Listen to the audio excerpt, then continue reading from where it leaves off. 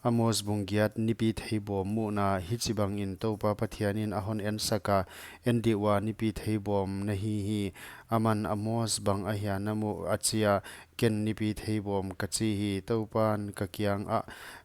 kami Israel tunga topna ahong tungta amaute gona ding a kalung sim ka hing non ke ding hi chi in topa pathian in huai ni chiang in tempula la sakte da na la a hiding a mun chi a asiluang tampi a om ding a dai di de in apai khiding achi hi tangwal tunggik na hiai ngai hia in o tasamte nebe nuam a gam a mi gen theite hi mang nuam te o bu ka zuak theina ding un chik chiang a kha thak be ding a tang buang bu a zuak theina ding a zuak theina na ka zuak theina ding wa chik chiang a sabat ni be ding a hia chi in epha hi neu a sikel hi lian diklopi a buk na hemi in nazang wa hu chi in dang ka sik mi gen theite le a kasamte khidab but khat a ile a bu si izuak theina ding in chi in topa jacob thupi na sial in akichiama pelloin anasep him kamangil het ke ding chi in hiai ziakin gampum pi ling in asung a ompe uma te alung kham ke ding wa hia a hi tui lian bang in ahong khang vek ding a aigupta gamlui bang in ahong buai in akiam ding hi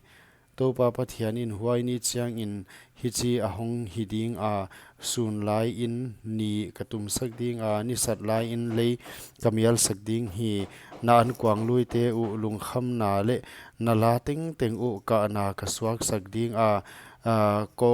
kong teng sa ipuan kating sak ding a lu chi sa ipa giaw na ka hon tung sak ding tapa tang ni sun na ding in lung kham na le top na khat na ni bang in kabol ding hi topa pathian in ngai di wa niting ahoni te ahong tung lel huai ni chang in gama kyal ka sol ding a an kyal na hilo tu ya kyal na hisam lo topa thu theina kyal na pen